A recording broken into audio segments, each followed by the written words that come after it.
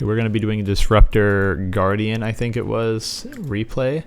A quick overview of the hero. He is very much a backline support catch hero who wants to just lock down people and control the movement of the enemy. He's not going to be doing a bajillion damage. He's not going to be stunning necessarily to stop damage output, but he is going to keep their mobility low. Heroes that really like to shut down enemy mobility are going to be very good with Disruptor. So heroes like Ursa, who just want to hit them a bunch point blank and not let them run away.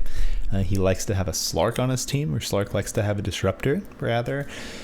Razors in a way as well, because early on they're not going to have their BKB and max move speed, so they really do appreciate some extra catch, though that's a bit dicey sometimes because he doesn't have a stun, so that is a consideration. Ursa as well. Heroes that you don't want to be picking Disruptor into are heroes that don't care about their mobility, who are just going to stand there and not care that you glimpse them, not care that there's a field around them. They're going to do their job regardless. They don't care. So examples, Medusa. Biggest example there is, where is my hero? Well, whatever. Medusa. If you throw a kinetic field around Medusa, she's just going to stand there and hit your whole team. She doesn't care that she's kinetic field. She never moves anyway. She's just going to stand there. Same with a hero like Sniper. He's just going to stand there and ka-chew your team. Ho ho ha ha, your team. You know, he doesn't care. Heroes that do rely on mobility, you know, heroes that want to go into the fight, do something, come out, go back in a few seconds, go back out, in and out, you know, move around a lot, are going to be heroes that hate seeing a Disruptor pick. So prime examples are Slark and Weaver. Weaver wants to Shikuchi in, hit you a few times, maybe throw in a swarm, and then Shikuchi out whenever people start realizing where he's at and hitting him, stunning him. He doesn't like that. Slark as well, he wants to pounce in, kind of get a few essence shifts with his dark pack about to pop, so if you stun him, he just gets out, and then once his dark pack ends, he kind of wants to pounce out again, come back in soon, or just get a stun in general, or what's the word? A gank, a kill, real quick, a pick off, and then get out again, and then come back in with Shadow Dance, or he wants to use Shadow Dance to get. He just wants to come in and out of the fights. So if he goes in and then he tries to leave, you can glimpse him back and ult him, or you can just straight up kinetic field static storm him and he dies a lot of the time. So Slark definitely despises Disruptor. Another good example would be Puck or Storm Spirit or Void Spirit. Now they're a little bit harder to do because they are natural Yule's Scepter purchasers, and that is a consideration. It's not a hard counter to Disruptor. It does nullify your hero a little bit though.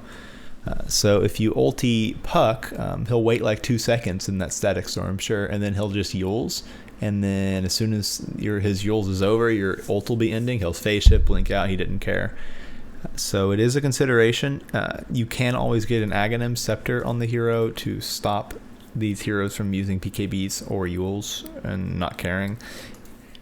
Disruptor also doesn't want to play against heroes that can avoid being glimpsed. So Juggernauts or Lifestealer, they're not necessarily hard counters, they're soft counters in a way because you can kind of counter them too with your ult, but pick off wise, they're kind of annoying. Another good hero to mention, who was I gonna mention? Ursa.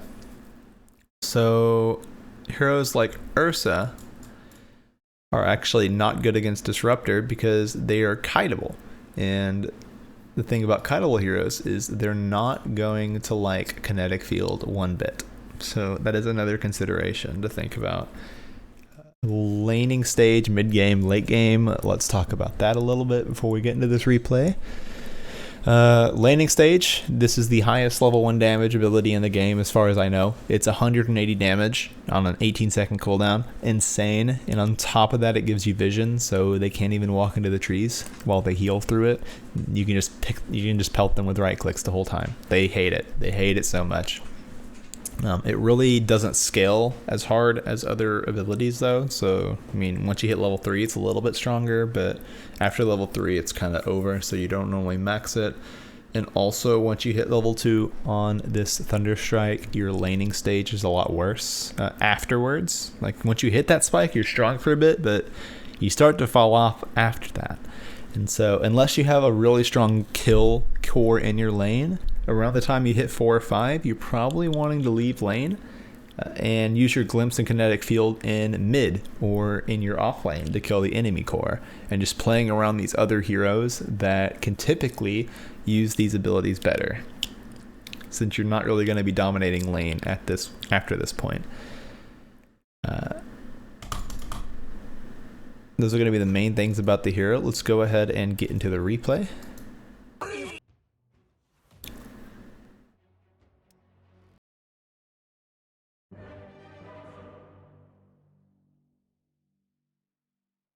Triple core lineup, classic Guardian 2, Chaos Knight Juggernaut Sniper. So, let's talk about starting items. So, big thing about starting items and the beginning of the game, you need to think about who's going to be in your lane, what they do to win or lose the lane, how they play the lane, as well as what your lane does to win or lose the lane. So you'll see this a lot in pro games where they will pick a certain combo in a lane. They'll pick like their 2 offlane support and core combo heroes and then swap it around later. They'll pick like a sniper and then they'll move him to another lane or something just because of a matchup. They just play the lane wrong, and you need to apply the same thing to your starting items. So just off the bat, I hate the clarities. I don't despise them, but I don't like them. More importantly, I hate 6 tangos here. So if you look at their composition, it's pretty much guaranteed Invoker mid, unless this is some real tomfoolery. Most likely Sven Jakiro top and Darkseer Nyx offlane. Darkseer almost always wants a melee support with him, so he can just Ion Shell, and then that melee support can zone off of the side camps. So this is very much going to be a dodge the enemy support as much as you can, play the lane as much as you can, and avoid being zoned too hard by the enemy support type of lane. So I would be considering a Windlace against a Darkseer with Nyx combo, because they're not really going to be doing anything to you at all if they're not right next to you. So if you can just run away from them, they're not doing anything. They're just really sad. So with this item, it helps you stay away from them a little bit better. You can outrun them, you can hit them a few times, and once they start running to you, you just back off. And when they turn around, hit them as they run away, just all the way back. So they can never man up to you because of that. You can just kind of kite them infinitely if you have more movement speed. And Windlace just kind of helps with that. Tangos aren't going to be amazing this lane because ideally you're not taking any damage to begin with. 6 tangos and a salve is just an insane amount of regen. You'd really only get like this much regen if you're expecting to just tank and tank and tank. So I would get this against like a Skywrath Mage and Jakiro lane if they're just going to spam it off cooldown, and you know they are. That would be a hero that you'd buy that against. Or a Venomancer would be another good example where he just hits you one time and then you take like 80 damage extra. That's unavoidable damage, so the tangos would be good then. But against Darkseer, that may be good if you're a melee core, but if you're this type of hero where you're just staying back and trying to avoid them, it's not as great. So I'd be considering sentry wards to block the camps. I'd be considering even a stick maybe, because they do kind of spam a little bit, or a Windlace, or just more mangoes. You basically always go Thunderstrike level 1 and 3. Your level 2 can sometimes change. I like to go Kinetic Field, but some people do Glimpse. But yeah, your starting items definitely don't look great. Let's talk about the game plan for the lane. So anytime you go into a lane, you need to be having a game plan on what you think is the way to win or lose that lane. And through that, you can actually learn by practicing a lot better. So you can try something, realize, okay, that did not work. Why did it not work? What made me end up losing the lane with that plan? Did it just not implement it well? Or was there something that went wrong where they saw that coming and did something about it? What can I do against that? And that's just how you get infinitely better and better at these things. So against Darkseer Nyx, I'm imagining a lot of wave shoving, especially later on in the lane, but definitely early on as well. And I'm also expecting a lot of pressure in the side camps, because with anytime you have these heroes with Ion Shell, anytime you have a Tide Hunter who just Kraken Shells the wave, is it called Kraken? Anchor Smash, who just Anchor Smashes the wave, it's just going to push into your tower, and then your core is going to take some damage. They're going to pull, more importantly.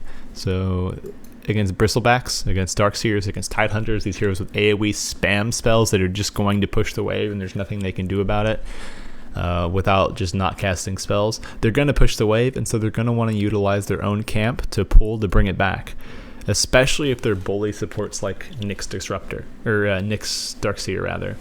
So you're never going to be able to stop Nyx from pulling, I don't think. Because he's going to have Ion Shell, and anytime you go to stop him, he'll just run at you and you have to run away. And he's going to be able to stop all of your pulls if he's good as well. So I wouldn't be trying to play these side camps at all. I would be blocking their hard camp and just making sure that thing's blocked the entire laning stage. That's like the key thing in this lane. Because you can't just stop their pull yourself most of the time. It's going to be very hard without being just completely zoned out. Against Ion Shell, they'll just run at you. I would be considering buying your carry extra regen, because he's probably going to be tanking a lot of Ion Shells under tower. What the hell's going on? The enemy team is actually using teamwork and cooperating in a Guardian game. Wow. Walking up there was actually insane. You just saw 4 of them up there. You were not the first hero to walk up ever. Also, I hate that you burned a salve there. Oh, I hate that you burned a salve there. You could have just walked to base and TP'd.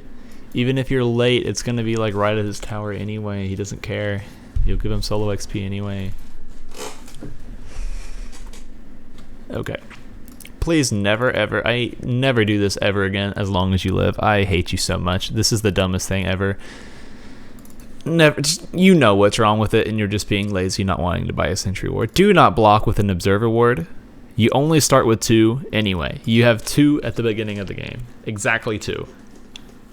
You're giving them like 200 gold. Because it's going to block 1 or 2 times, and then they'll realize it's blocked and buy a sentry and deward it. That's just going to happen every time.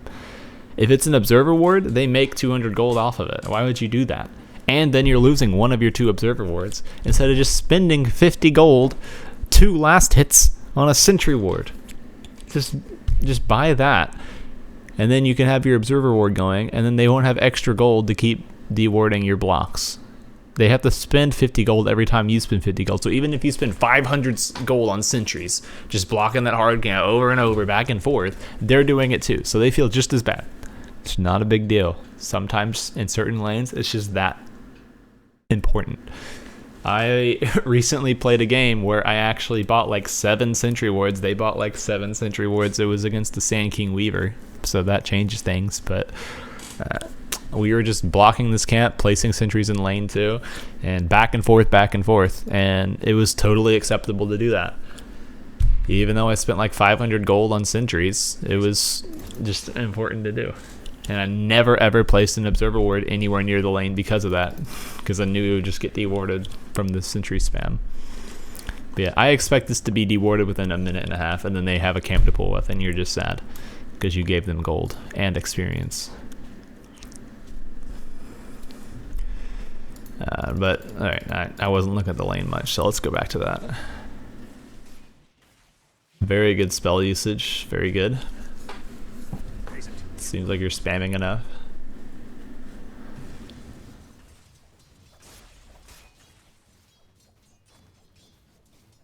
equilibrium is a little bit far up. I would be considering doing a small pull here, maybe. Now that I see this ion shell, I'm not really considering it anymore. Let's change to player view. There we go.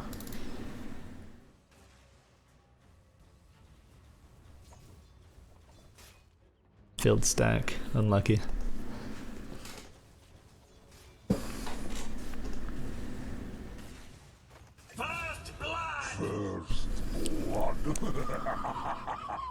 I like this pull a lot. This is a very good pull. Your carry definitely needed that.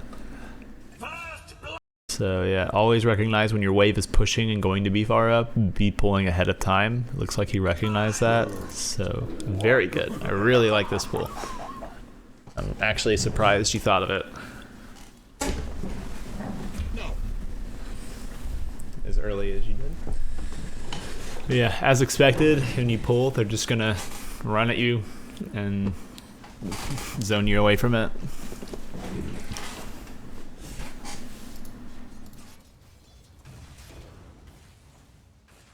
Yeah, just spam and hit, spam and hit. Good job. That's basically all Disruptor does in lane, is just spam and hit. So, just talking about this a second ago, do I need to mention what's wrong with this picture? You have like a quadruple wave about to go into tower. He's gonna have an entire Juggernaut's gonna have an entire enemy wave die under their tower. He's gonna be so sad. So let's rewind. Anytime you see something that drastic, you can normally look back like 30 seconds and realize where your mistake was. So let's do that. Let's slow it down a bit. So right here, definitely already too many creeps. So let's zoom it back even more. So right here, you already have double up range creeps. Even if these two creeps weren't there, you can tell this wave is going to push. Now, if they double ion shell or something, they can push it back, but if you don't do anything and they don't do anything, they have to do you want them to have to counterplay rather than you having to hope they don't. So what I mean is, if you pull right now and force 10 seconds from now, they have to ion shell the wave if they don't want you to get any denies over here. But if you don't pull, they can just kind of not have to do anything and it'll be good for them. So status quo, good for them. If you do something, they have to do something to fix it. But you saw you had way more creeps and your creeps were under tower, their creeps were dying to tower, so it's already going to shove really hard. So you want to be pulling right now. Rather than doing like 100 damage to them, pulling, even just a single pull, would be very important because then it would only be these creeps going under tower. Just looking at this, I can already tell you from experience, these creeps are going to kill the next wave like right outside tower and then run under tower, and right around the time they're getting like half health about to die, this wave will also show up and kill the entire enemy wave under tower because you just have like a quadruple wave. So if you stack here or if you wait till 45 seconds to pull, it's kind of too late. And we'll be able to see that happen unless they like double ion shell the wave. Yeah, the wave dies here. Juggernaut's not helping it at all. You really need to understand the earliest you can pull, and then recognizing the laning situation, what the creep equilibrium is now versus what it's going to be in 40 seconds from now, 30 seconds from now. Really, even 20 seconds or 10 seconds is fine. You just need to be able to look ahead a little bit. Okay. Oh, please do not pull here. Oh no. So this is actually a bad pull. So I don't think you actually looked at the wave whatsoever when you pulled. The purpose of pulling is not necessarily like, there are multiple benefits to pulling. I'll say that. You get gold, you can deny some XP from them, and some gold from them, and it can move the creep equilibrium where you want it, closer to your tower.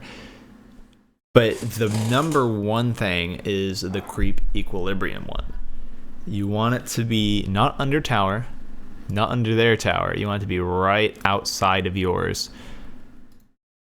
So every time you pull, because creep equilibrium is the number one thing with pulling, you want to look at the creeps. That's exactly the first thing you look at. Are they pushing? Or is it going to be pushing? Where is it now? Where is it going to be when in 30 seconds if you don't pull? Where is it going to be after if you do pull?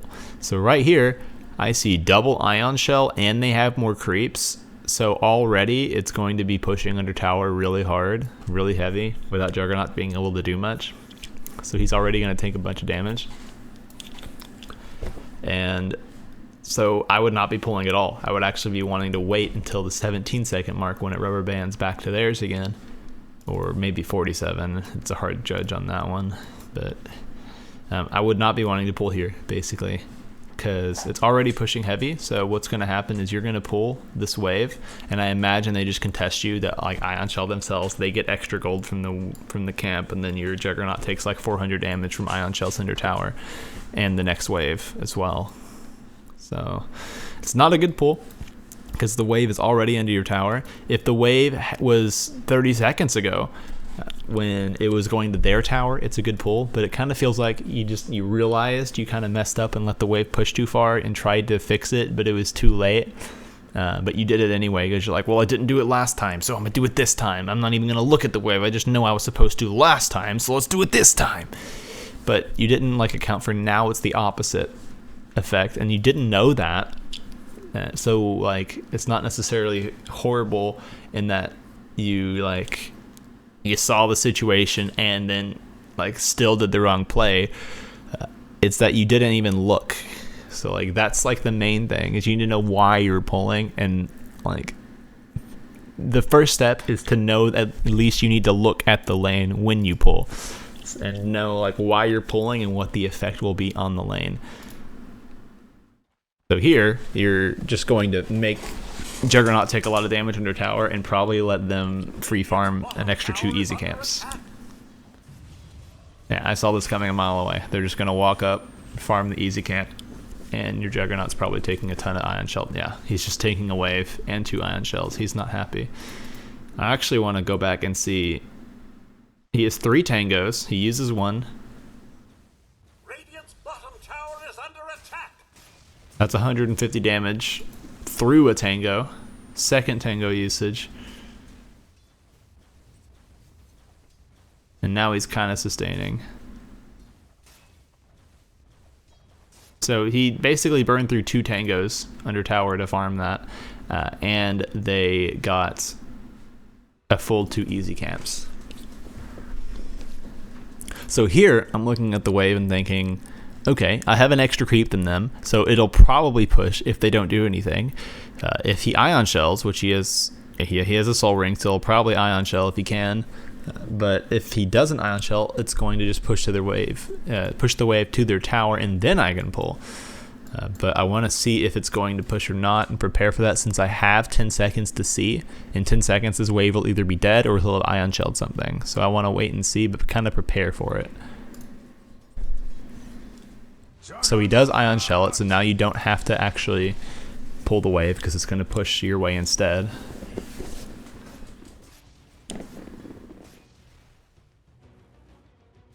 Why is it? Are you looking at him? Okay. But yeah, see, your observer's dewarded.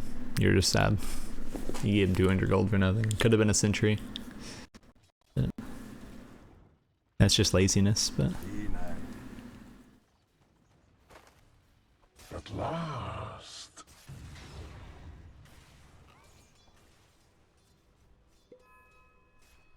Let's speed it up a bit. It's getting about that time where it's probably time to leave lane. If you look, Juggernaut is a hero who's naturally really hard to kill, unless they just kill him full to 0 while perma-stunned, which they're not going to be doing. Darkseer doesn't really have a real stun. Nyx Assassin does have one, but with a Darkseer other laner, it's going to be very hard to kill Juggernaut. And more so, they would just be whittling him down with ion shells and then killing him or tower diving him, and killing him really slowly, but you'll have time to react with the TP if they do that, and he has healing wards. So in this lane, I'm definitely trying to tell Juggernaut, don't level ult, just grab a healing ward point and then just farm. If the wave ever pushes up really far, maybe because they hard pulled or something, you can just go jungle.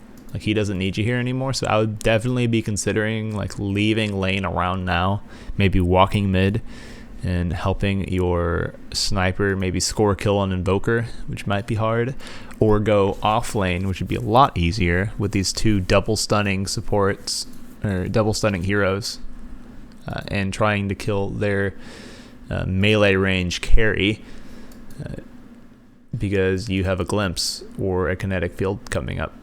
You almost have glimpse. So they stun, the other guy stuns, you kinetic field, and whoever the carry is just sad and either dies or takes 900 damage and has to go to base and hates life. So I think you'd have a lot more impact starting around now, heading to top. Let's see if you recognize that or not.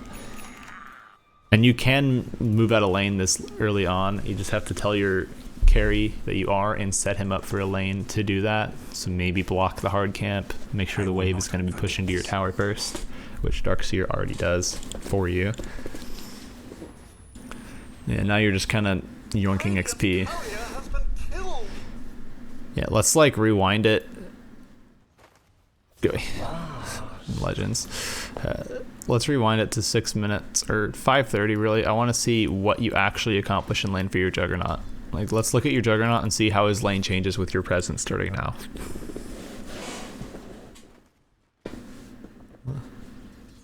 So he's kind of just taking a little bit of Ion Shell damage, but otherwise farming.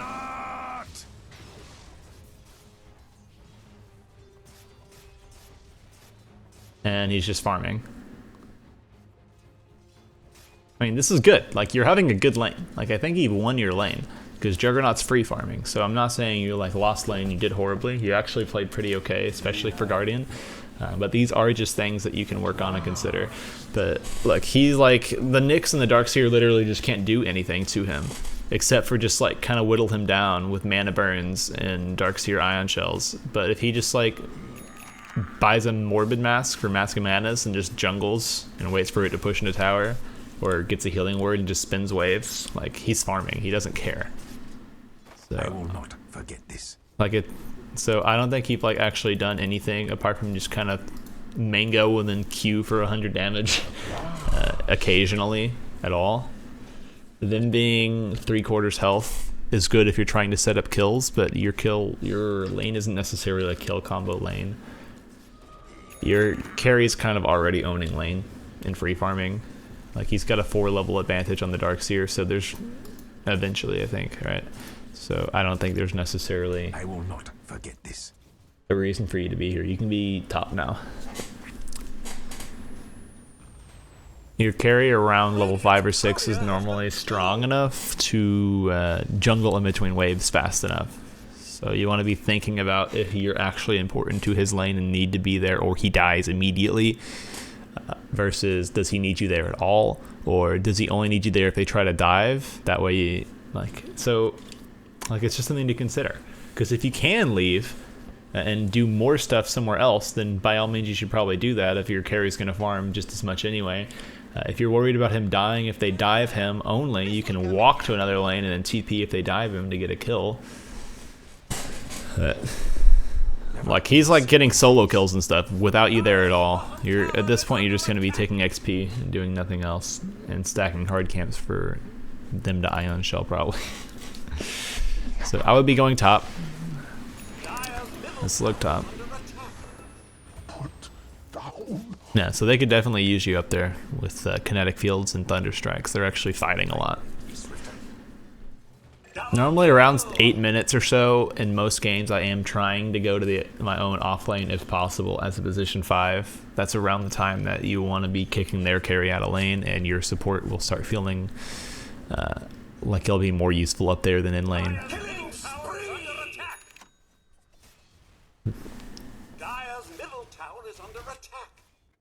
Yeah, you're just kind of wasting time down here, kind of doing nothing, just standing around, walking in circles, slowly walking to base. You've kind of done nothing in about 5 minutes, except sap a little XP and do like 100 damage here or there. Laning phase is over, like long over. You should be top. I will not forget this.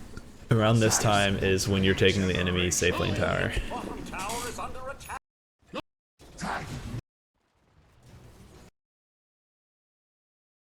So let's look at why Juggernaut dies here.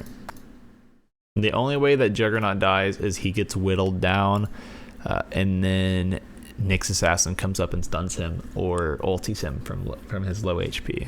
He screwed up by putting another point in Blade Dance. He should have a healing ward against Darkseer, but you could have salved them maybe, or bought more salves. But basically, this is just what's going to happen in this lane if he misplays, even with you there. You being there is never going to make a difference. If he gets whittled down enough, Nyx Assassin is going to walk up, ulti him, and he dies. So that's just on Jug if he wants to play it properly or not. You being there with kinetic fields or thunder strikes, your hero doesn't have a stun, so there's really nothing you're doing there if they try to do that. Your hero can't heal Jug, so you're not helping him with that either, apart from just buying salves, but that's not great. So you're just not doing anything here. Juggernaut can definitely be playing better. He shouldn't die here, I think. I think if he has healing word here, he just doesn't die. But something also to consider is Nyx Assassin's big kill power spike. The only way Jug is unhappy with this lane is if he just gets bursted like that, is his ultimate. The only way he dies is to Nyx ulti bonus damage and his stun afterwards and combos like that. So I would be thinking ahead of time, seeing Nyx like level 4 or 5. Okay, time to buy a sentry and throw it down just to spot that Nyx coming for my Jug, and then I can leave. Because I think if he has a sentry down and he can see Nyx coming and he puts a point in healing ward, he's just free farming for like the next 4 or 5 minutes. With or without you, you're not making a difference. So I would buy a sentry around like 5 minutes, throw it at 6, and then head top. But that's enough about that.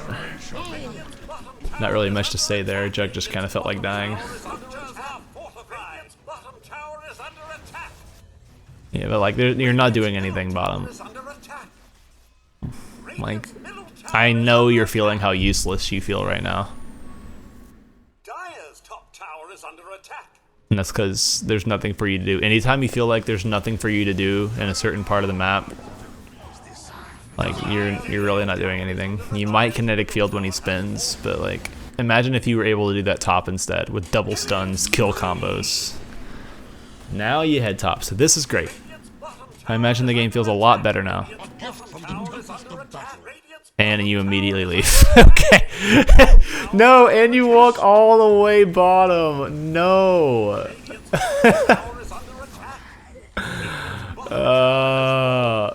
Like it's great. You killed their Darkseer, but like what happens after, right? This whole fight here was just kind of pointless to me. So like this was before. Let's look after your TP. So this is less hero specific, support specific. I'm going to talk about game concepts of where to fight on the map. So if there's not an objective for you to take and not an objective for them to take, reasonably anyway, then there's no real reason to fight there. So Sniper TP's here. Don't know why. He's very diveable.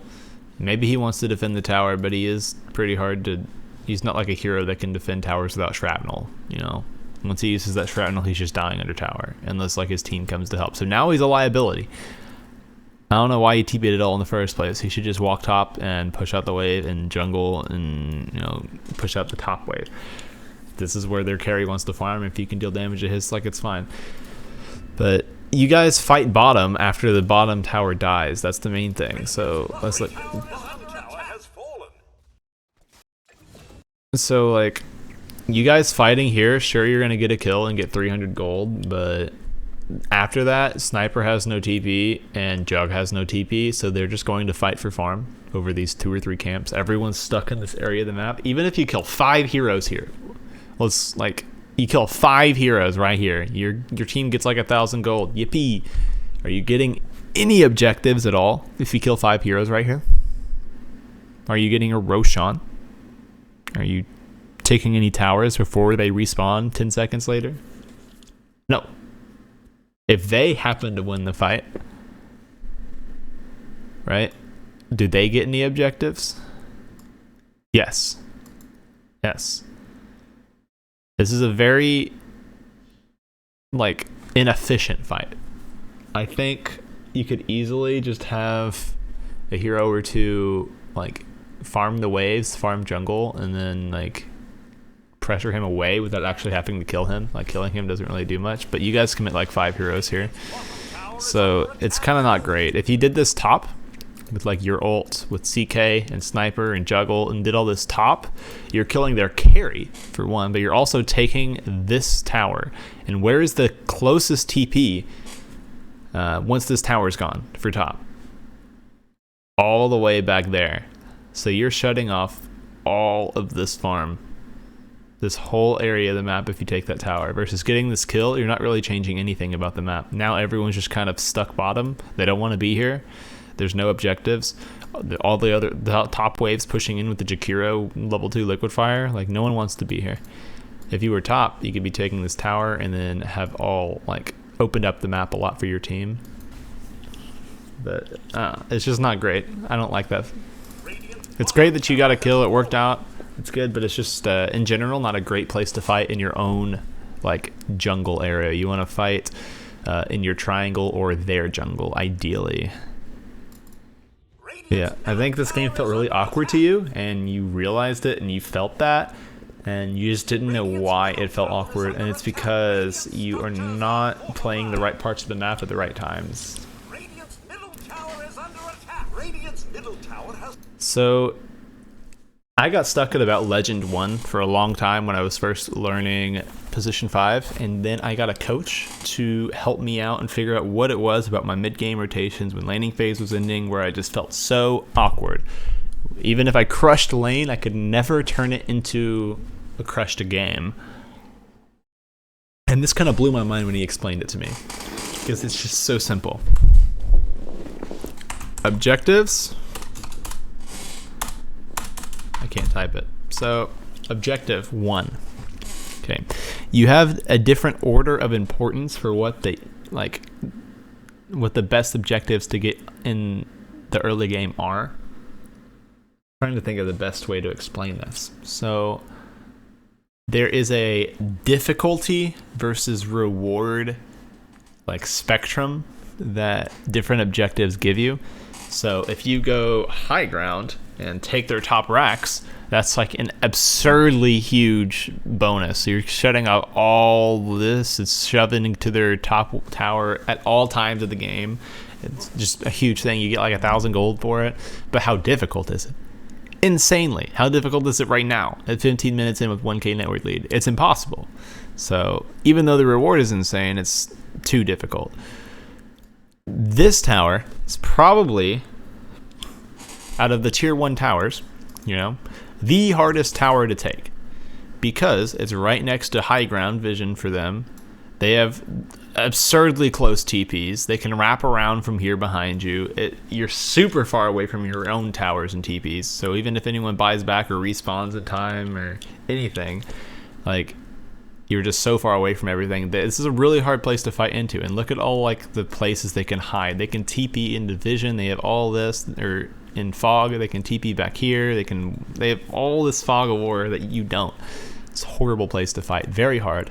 And so this tower is not really a great early objective to get. This is probably like one of the worst towers in the game to go push, just because you get nothing out of it, and it's one of the harder towers to take, especially tier 1s.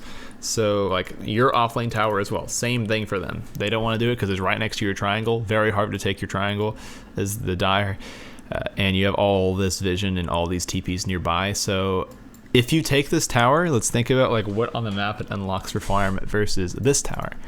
So this tower, if you take it, you unlock this small camp, this large camp, and their nearest TP is all the way up there. So you also unlock like all this that your carry can farm extra far up on, and their carries can barely farm up to here suddenly without feeling scared, because your TP is a lot closer than theirs. So this tower's super good to get, and it's super far away from their high ground defensible areas.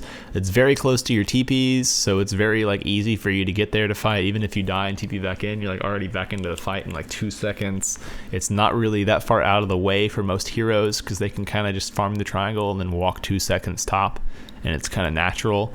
versus for your team, they TP here. They have to go all the way through here to get to the fight. It's not very natural. And then they are in this really far away from safe area. They don't want to be here anyway. So, most games, the order in which you want to play aggressive is around 3 objectives. First objective, enemy safe lane tower. That should always be the first objective you're looking for. Some games it's not really feasible. They have a life stealer who just seems insanely hard to tower dive. There's no way you're getting him away from the tower and killing that tower. You don't have any tower pressurers early, and that's just life. Sometimes you have lanes like that. In that case, you can look to mid. Mid is the second objective, and it is actually more rewarding than their safe lane tower because you're shutting down all this and protecting your mid. You just have complete control of the river. It's huge. It's like the best tower in the game, I think. I think even if my safe lane carry goes 0-4 in lane, if my mid lane tier 1 tower is alive at 30 minutes into the game, I have won the game just immediately. If he goes 0-6 in lane, I'm still winning the game if my mid tower is somehow alive 30 minutes in. Jesus.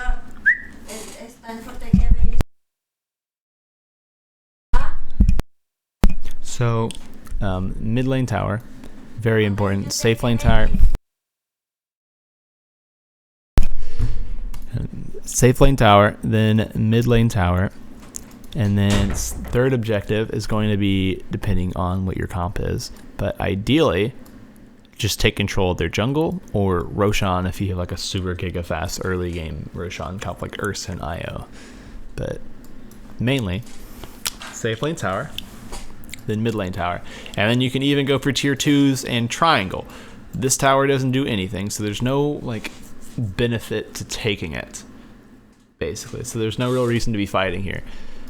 After this fight here, I would just be walking back mid. Just walk there, maybe farm your way to top if you're a fast farmer, and just push out the top and mid waves, because those are the waves that are important where your team wants to play. That way, if those 2 towers are dead, you can get in their triangle and start winning harder. This bottom push is just a risk for no reason, and it's a very hard fight to take. That's why it feels so hard to win. It's why Chaos Knight just dies, and you kind of lose 1k of your net worth advantage.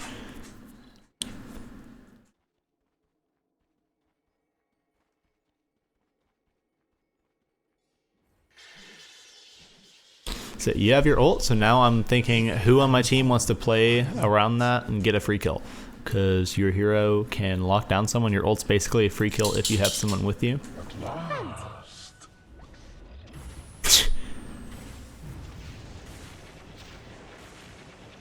You got wrecked. They don't have vision up there, so if you just don't hit them, I think you live there. At least for a long time. Or you could have just TP'd, I think. But yeah, you don't want to be playing in this bottom area. Very hard to fight. Closer to their TPs, you have less. You want to be playing up here. Play up there, avoid down here. So, where do you go? Let's see. So yeah, now you're in a good part of the map. Great. Ideally, you get some vision down, your team comes with you, and you just ult someone and they die.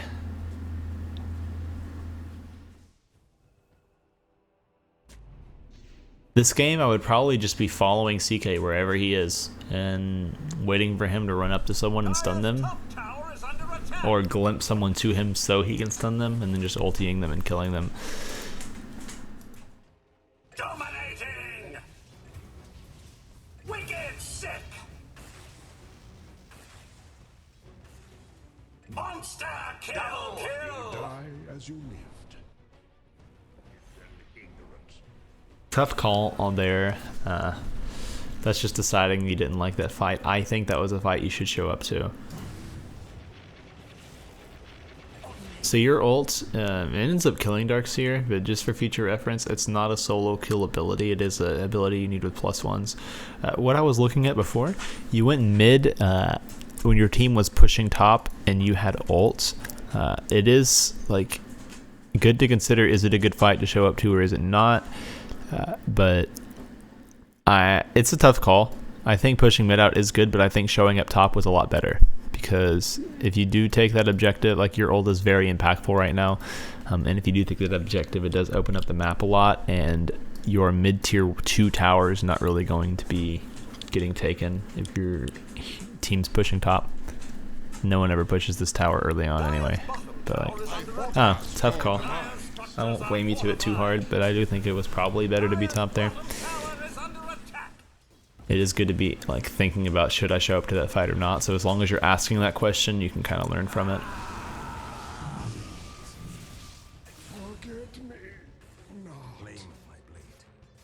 So yeah, let's play aggressive here. We just gotta pick off on their big hero, like their big mid strong early game fight hero. Dire's top tower is under attack. Dire's top tower is fallen. Okay. Now we've taken their 2 tier 1 towers that are important, so big goal now is to get into their jungle and occupy it and just keep them out. So I would be considering throwing wards down up here, maybe smoking here in like 30 seconds or so when you have your ult. But this isn't horrible. Stacking for your carry, it's not bad. You do kind of want to reset, get cooldowns back. May, thanks. Dire's middle tower is under attack.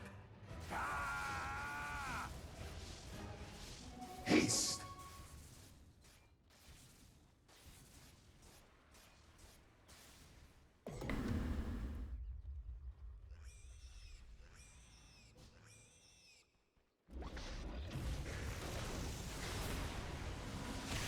You'll never let me hear the end of it. So, not great positioning. Right here, it's already a bad fight. Here, I just say, let her die and run away. For one, your sniper is still kind of respawning. He's kind of far away from the fight. Two, your squishy boys, backliners, are the ones being initiated on, so it's not great. And also, you're pretty far up too, and you make it a little bit worse by walking up far too. So your queuing there is good, but as soon as I hit Q, I'm like kinetic fielding from max range and running away. Instead, you like walk farther in. You walking up farther there is just not good. Like, your positioning is very aggressive, as if you're like a Sven. Like, you have to be point blank to do damage. Your hero needs to be like back here, just like hit Q and run away, and kinetic field, run away. You kind of like walk up point blank to cast your abilities, and you die for it because you're a disruptor walking up in point blank range. So that's just a positioning issue. Weren't bad ability usages though. You do just kind of spam your Q off cooldown, which is good. Your team ends up winning the fight, so that's good. Good job recognizing top needs to be pushed out. You probably could have stayed for the next wave if we look. Let's look. So yeah.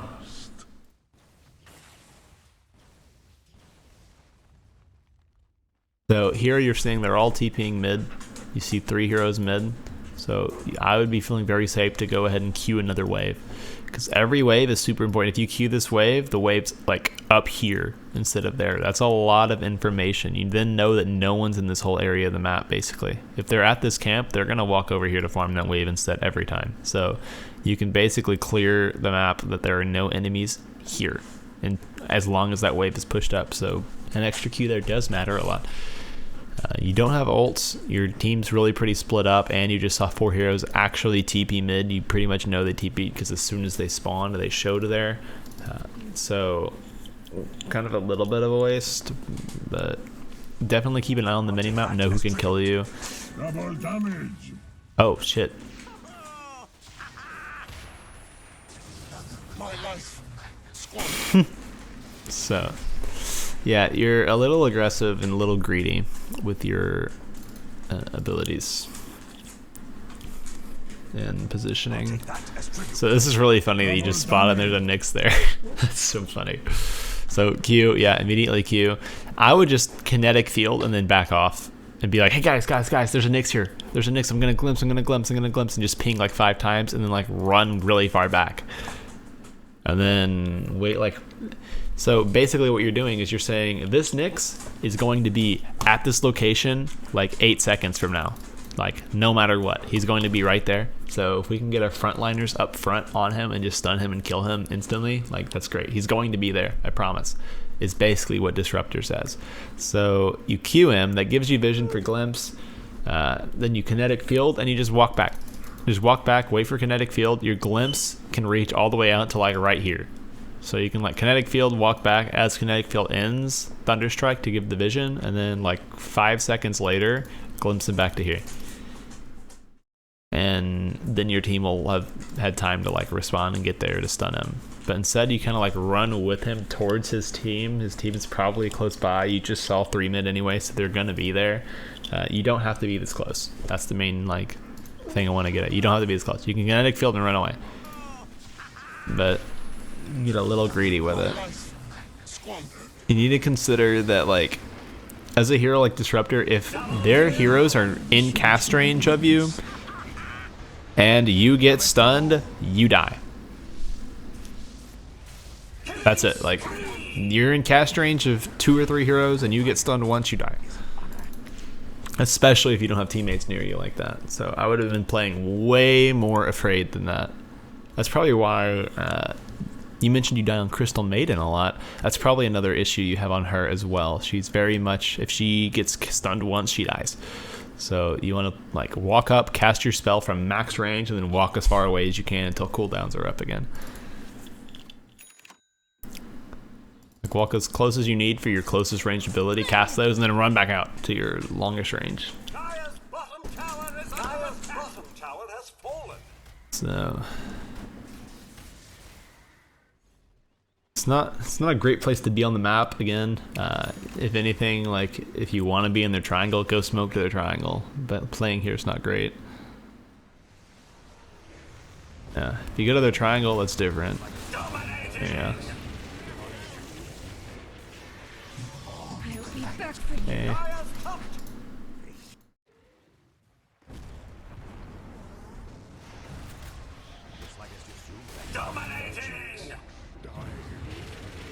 Not actually a bad ulti. You're probably worried about him wall comboing and that you wanted to disrupt it, so it's not bad. Invoker's already dead, so your only way you're losing fights then is a big vacuum combo. So I like it. I don't think it's bad. Ulting Sven doesn't really do much. Killing Darkseer before you can wall is pretty nice. So nothing wrong with that fight. You see that went really smoothly and you didn't die because you were at the back of the fight. And they did even try to wrap around you, but you were just in such a hard to get to position, they just die instead of killing you. And that's what you need to do as heroes like Disruptor and Crystal Maiden. Just position just super mega ultra defensively. Oh, let me see this glimpse. This may just be a teachable moment here.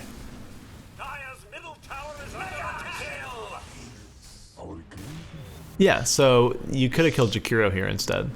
So what I'm seeing here is there I'm already like Nyx is gonna die. I would just be waiting, holding it, and right before he gets out of vision, just glimpsing him, and then you can kill Jakiro.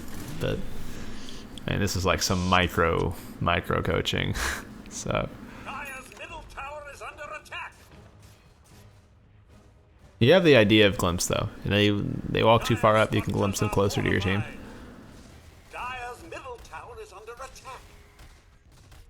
You're positioning really aggressively though, again.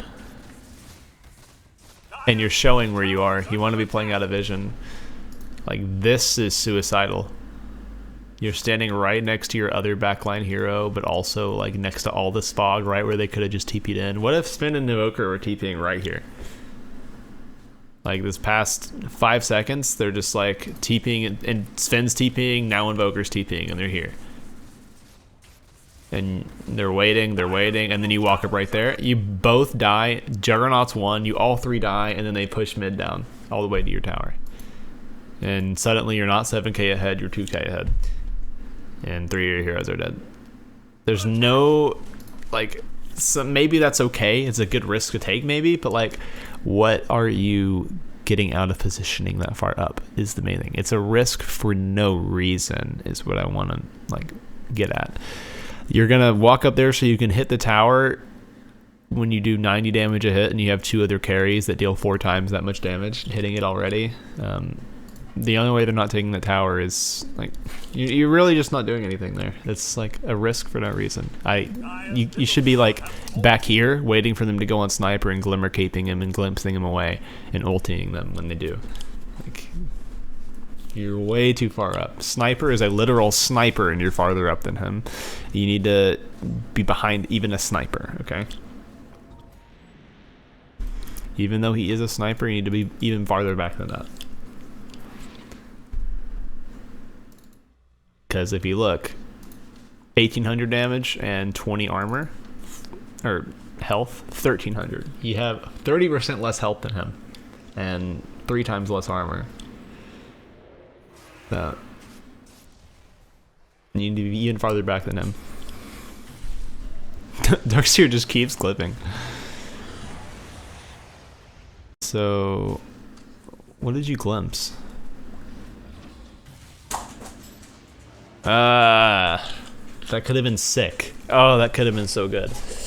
You got a little bit hasty with your glimpse. I guess you were trying to save the Dark Willow. I'm not sure. But you could have just used your key for vision like you did and then waited about 4 seconds and glimpsed him back. And then ultied right here. Killed 2. Juggernaut would spin on them or something. She's here to bedlam. Could have gotten a kill here. But Disruptor is a very tough hero to get the mechanics of. It takes a lot of practice to really understand when to glimpse, like where they'll land. I mean, ulting Sven's not bad.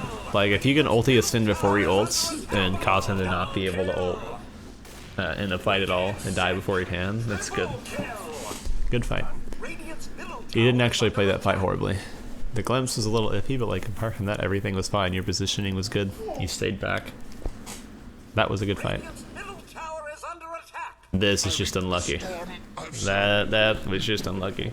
Nyx is a madman, and okay, that was unlucky.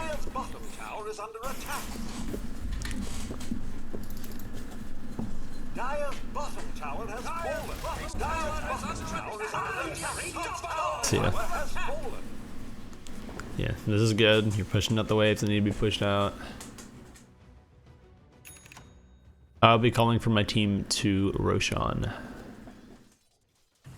Because your next natural objective is like triangles and high grounds and things. Your team, you know you're like really far ahead, and so you want to like push that even farther. So naturally you want to take their triangle or go high ground. To make that easier, you take a Rosh. So we were talking about natural objectives earlier for the early game was to take these 2. Afterwards, once you take their jungle and you sit in it for a while and you're feeling really strong, next objective is going to be take their triangle over with high ground wards and just stand under them and cut these 2 waves for a long time. And just keep doing it and just like farming their jungle, not letting them out of base for like 5 minutes, 10 minutes, however long you need, then take a Rosh and go high ground after. So that's like the rest of the objectives of the game covered right there. In a really, really simplistic format. Roshan would be really cool. But anyway, let's see. So yes. Right here, you need to be backing off. I would be absolutely terrified right now. You are 10,000 gold ahead. You do have your ult, so you do want to be fighting. But one of your heroes are dead for like half a minute. 2 of your heroes are on the opposite side of the map completely.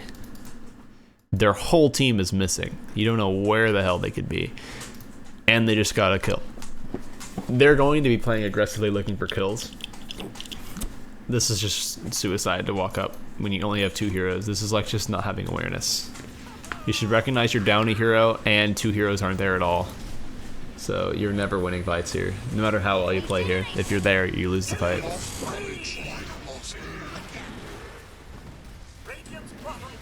Little bit of a throw. A little bit of a throw. Just splitting up and then taking fights while you're split up. It's classic Herald, classic Crusader stuff.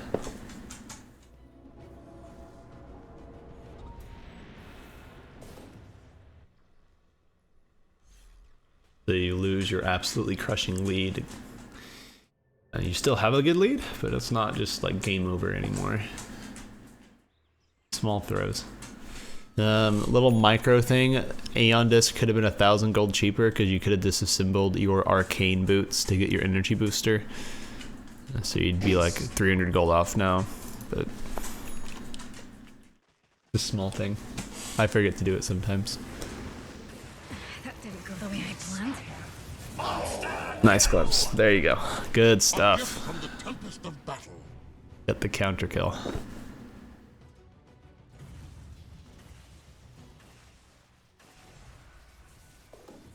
So yeah, time to Roshan. Your team's ahead. They want to go triangle. They want to go high ground. Nail it down. Make sure it's easier by getting Rosh.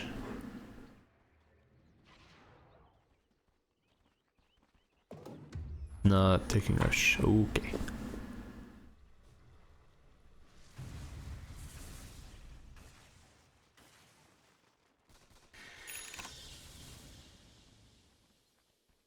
Classic.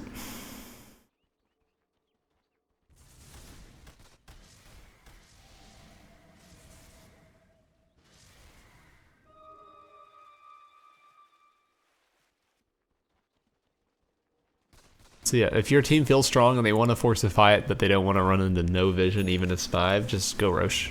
You know, throw down a sentry in front of Rosh, maybe throw down an observer ward in the high ground and Rosh.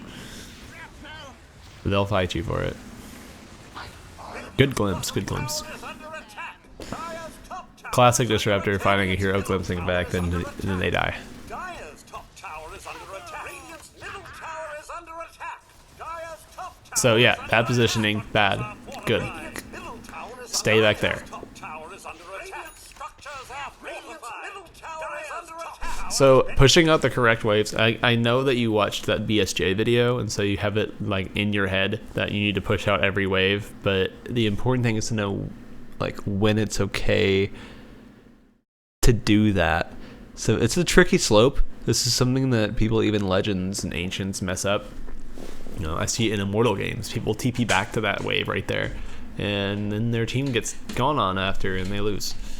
So if your team is taking an objective as 5, an important objective, they're about to fight, like, and it's like a good objective, like you're ahead, you want to do this fight, you're ahead, you think you can win.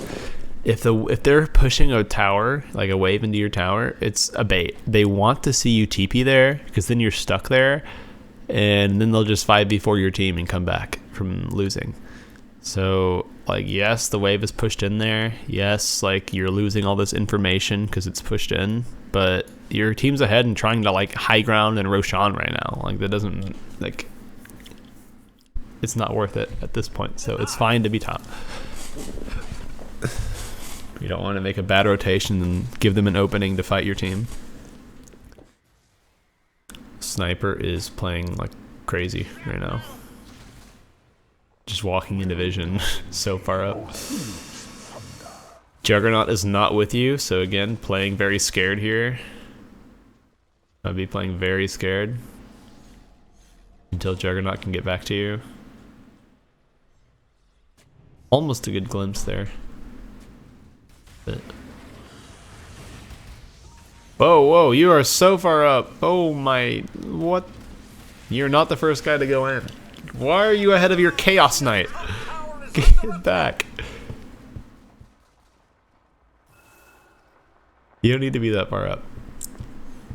You're kind of like you ulti in the middle of the fight most of the time in the late game. Yeah, see, you're so far up you get caught in the vacuum combos.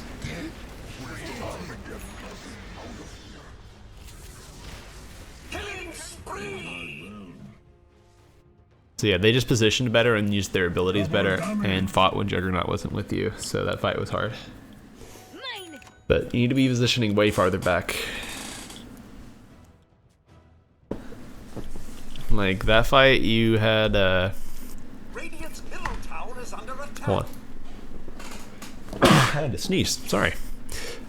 You had your sniper here, Dark Willow here, I think, and Chaos Knight. Like everyone was right here, and you could have just like been standing high ground, like back here, waiting for them to commit, and then walking up and ulting whoever you can ulti. And your glimpse is insane. Your kinetic field, you like have all extra time to like make sure it's perfectly landed too. You have the lowest health of your whole team normally as a Disruptor or Crystal Maiden. This game is Dark Willow actually, but classically she has W, so she can escape fights a lot easier. So now the game feels a little bit harder. You're still winning, but you're not 12k ahead. Radiant's bottom tower is under attack. You really want to be taking Aegis soon, ideally. Please rush.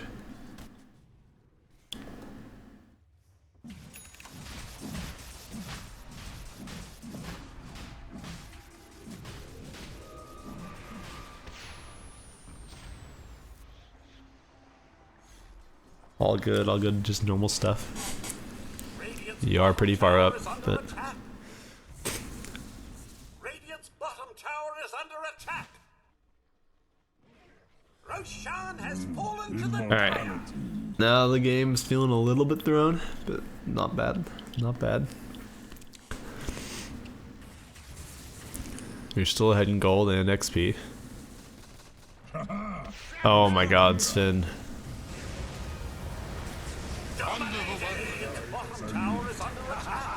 Yep. Again, you're just way too far up. You should not ever be in like cast range of a Sven like that. So let's look. Your kinetic field was good, your Q was good, but like after you cast those abilities and they're on cooldown, just run away until they're back up. So let's see. So good kinetic field. Right here, you've used your 2 abilities that you need to be close for. Glimmer Cape and Walk Back.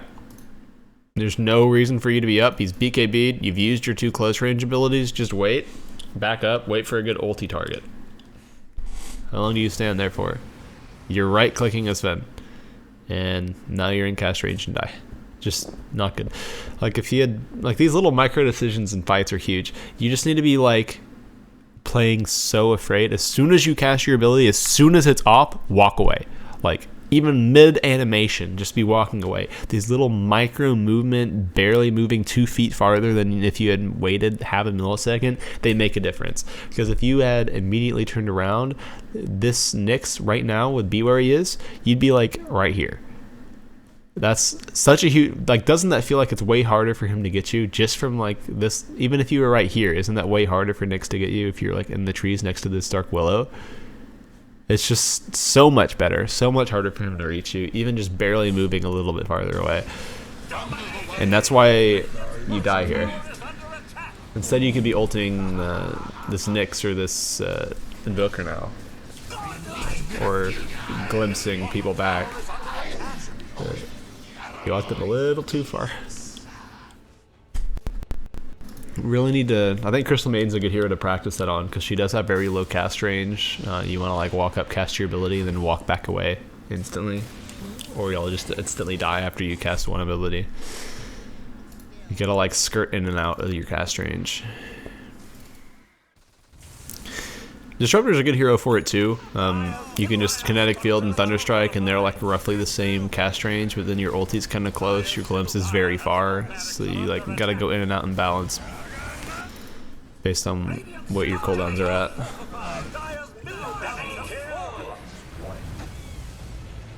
So your team's going high ground.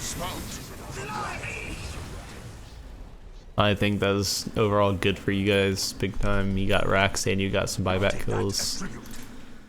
At last. Game's basically over at this point as long as you just like don't throw by walking into fights first and like play on your side of the map for 30 minutes straight. You're 15k ahead. You know you're strong. You just took racks. You just killed their whole team twice over. You should go like smoke. What a sick Sunstrike. It had to be Cataclysm. Okay. Yeah, good smoke, good smoke.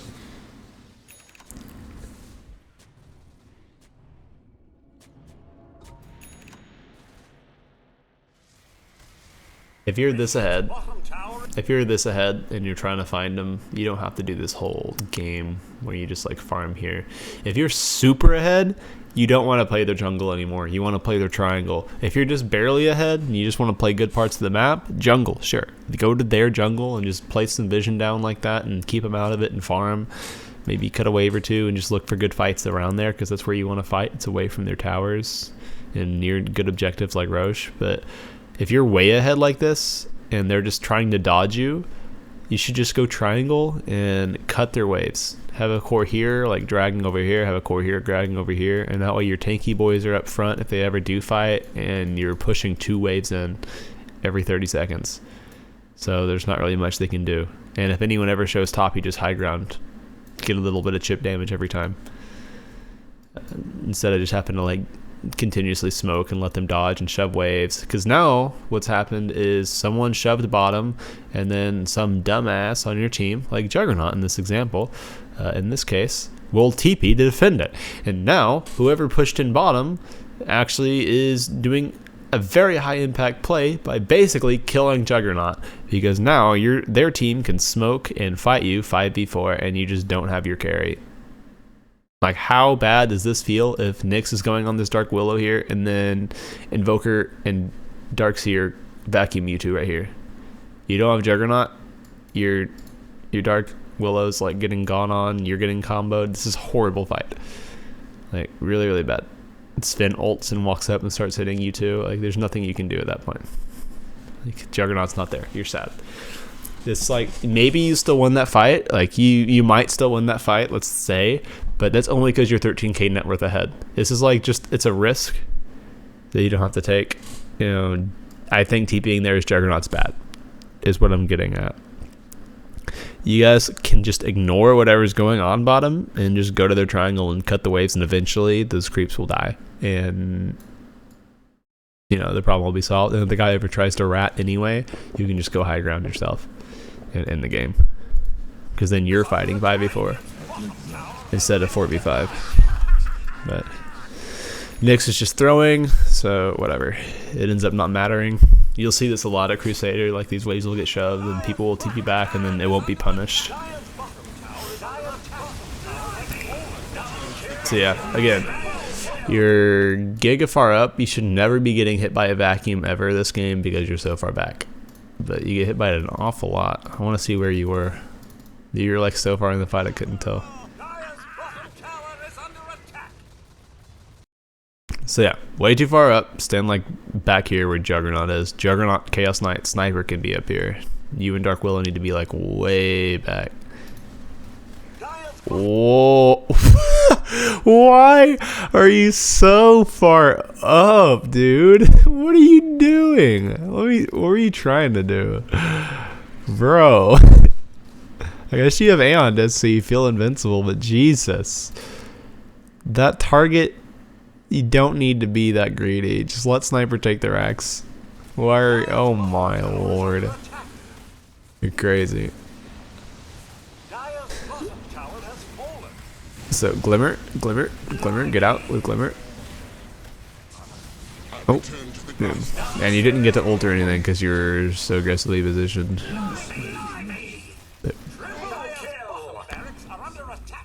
But yeah, you're never going to use kinetic field in the late game like that to set up a kill like that. You're not just gonna walk in, be the first person to walk in past their tier 3 Rax tower and kinetic field someone and then your team goes on them. You're just not that hero. Your team, like Chaos Knight, will blink in and stun, and then Dark Willow will max range, terrorize, and bramble, and then Sniper will shrapnel, and Juggernaut will Abyssal Blade and ult, and then you will walk up in kinetic field. That whole time, otherwise, you're just kinetic fielding around your backline and protecting. You're just waiting until you know it's safe to walk up. You're not the first guy to walk in as a disruptor. If you want to be that guy, you can pick a Lion. Lion can blink in and be the first to stun sometimes, and that's fine. Or you can pick Enigma and blink in and black hole YOLOs. But don't do that as a disruptor. They can just BKB and walk away. There's a formation delay. You need someone else to go in first. And your glimpse is way too high cast range. Your ult is way too powerful for you to like walk that far up and risk dying before you can get it off. Just wait. Play a little bit more passive in fights until you know it's safe. You should, like, Dark Willow lived, even though she got, like, she was farther back than you. You know? And you didn't Glimmer Cape. I think you were waiting to be, like, focused by something first. But if you're in cast range of, like, a melee hero like Sven, like a damage dealer or someone with a stun like that, just Glimmer Cape and walk away. If you're in cast range of their AoEs, Glimmer Cape and get back first. And then you can worry about everything else. That's why I was like Glimmer Cape, even though no one was casting anything on you because you were too far up into the fight. And that's just scary. And you ended up dying. But the game's basically over. You've won, you're crushing, you're not losing this game now. But this game, there aren't really any clear heroes that you just absolutely really need to ult, so like it's not really a big deal. I don't think Blink was a huge item in this game. Could be good on Invoker, against Invoker, but for the most part you're just kind of glimpsing and kinetic fielding around your backline heroes to keep them off. Or maybe buying Force Staffs and Glimmers to protect them from spins and stuff. Because if your Sniper and Dark Willow live and you live, like spamming your spells, you just win the fights.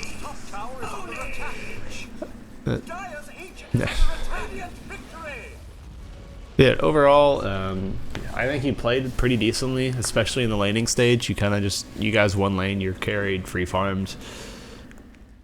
You know, I think we should look at the net worth graph. I'm imagining your Juggernaut's like top 2 the entire laning stage, 10 minutes onwards. Yeah, there it is, top 2. Of course, Invoker's Giga Chad, but yeah, you won lane, you played lane well, and just a few things with pulling, knowing when to pull, looking at creep equilibrium every time you do pull, to know, like thinking ahead of where your lane's going to be.